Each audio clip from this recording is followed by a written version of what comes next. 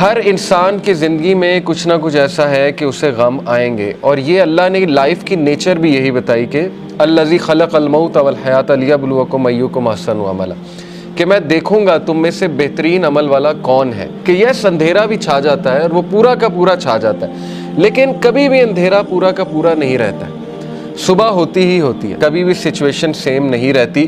تو مومن کو کبھی بھی ہوپ لیس نہیں ہونا چاہیے کسی بھی سچویشن کے بارے میں۔ ہوپ ہی ایک ایسی چیز ہے نا جو انسان کو زندہ رکھتی ہے۔ تو اللہ تعالیٰ ہوپ دلا رہا ہے، یہ اللہ کے الفاظ ہیں، یہ کسی انسان کے الفاظ نہیں ہیں کہ اللہ تجھے نہیں چھوڑ سکتا، نہ اللہ تجھ سے ہیٹڈ کرتا ہے۔ بس یہ اللہ کے کچھ طریقے ہوتے ہیں انسان کو ٹیسٹ کرنے کے لیے، انسان کو کچھ سکھانے کے لیے، کیونکہ یہ دنیا کی زندگی تو ہے ہی بہت ٹیمپرری۔ اصل میں آخرت کی زندگی ہے، وہاں پہ آپ کا ریوارڈ جمع ہو رہا ہے۔ اللہ کے ہاں دیر ہو سکتی ہے لیکن اندھیر نہیں ہے، ٹھیک ہے نا؟ اس کی بہت سی حکمت ہے اس دیر کی۔ اللہ تعالیٰ پتہ نہیں آپ کو کیا ریمائنڈر دینا چاہ رہا ہے، آپ سے کیا آپ کو ٹھیک کرنا چاہ رہا ہے، آپ کے کون سے سکلز کو باہر لانا چاہ رہا ہے اللہ۔ کیا وہ ہی نہیں جانے گا جس نے تمہیں تخلیق کیا ہے؟ کیا اس کو ہی نہیں پتا کہ تم کس سچویشن میں ہو، تم کس غم میں ہو؟ اللہ سے ہوپ لگائیں گے نا تو ایمپٹی ہینڈ نہیں آئیں گے۔ نو تو ہے ہی نہیں نا، ہوپ لیسنس تو ہے ہی نہیں اللہ کے ہاں۔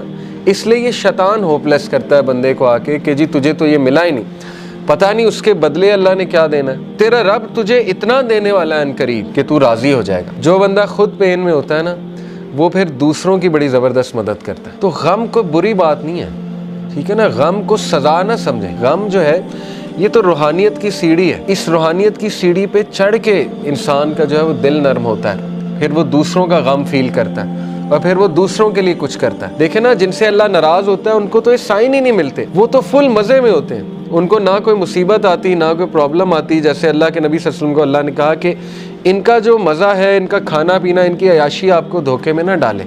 یہ اللہ تعالیٰ ان کو ڈھیل دے رہا ہے، یعنی اللہ ان سے اس حد تک ناراض ہو چکا ہے کہ اللہ ان کی کیئر ہی نہیں کر رہا۔ جس شخص سے اللہ ناراض ہو جاتا ہے تو پھر اللہ کے نبی نے کہا کہ پھر اللہ تعالیٰ اس کی وہ بھٹکتا رہے اور وہ جس وادی میں مرے اللہ کو اس کی کوئی فکر نہیں ہے۔ یہ ہے اصل میں وہ شخص بدبخت۔ اور یہ کون ہے؟ وَلَا تَكُونُوا كَالَّذِينَ نَسُوا اللَّهَ فَأَنسَاهُمْ أَنفُسَهُمْ۔ کیا تو نے دیکھا اس کو جو اللہ کو بھول گیا تو پھر اللہ نے اس کو اس کا آپ بھلا دیا۔ اولئک هم الفاسقون، یہی تو فاسق ہے۔ تو اس لیے یہ مت سوچیں کہ اللہ نے آپ کو بھلا دیا۔ اگر اللہ کسی کو ناپسند کرتا ہے تو اپنے قریب کیوں لائے گا؟ مجھے یہ بتائیں، ٹھیک ہے نا؟ ایک بندہ کہیں اور جا سکتا ہے، کلاس میں آ گیا ہے، دین کا لیکچر سننے آ گیا، کیا یہ نشانی نہیں ہے کہ اللہ اس سے راضی ہے؟ ورنہ تو اللہ تعالیٰ چاہتا اسے کہیں اور لے جاتا، اللہ اس کی کیئر چھوڑ دیتا۔ اگر ایک بندہ گناہ میں اور وہ دعا کیے جا رہا ہے اللہ سے کہ اللہ مجھے کسی طرح نکال دے اس سے، تو اللہ تعالیٰ اس کو شاید کوئی غم بھیج دے، کوئی ٹیسٹ اور ٹرائل میں ڈال دے اور وہ بندہ اللہ کے قریب آ جائے۔ اللہ سے امید لگانی ہے، انسانوں سے نہیں۔ بیچ میں کوئی پھر وہ شرک نہیں ہونا چاہیے، بیچ میں نہیں کوئی ہونا چاہیے اینٹیٹی، ساری کی ساری امید اللہ تعالیٰ سے ہے۔ پھر آپ دیکھیں اللہ تعالیٰ جلد آپ کو ایسی چیز دے دے گا کہ آپ کا غم اللہ ہلکا کر دے گا۔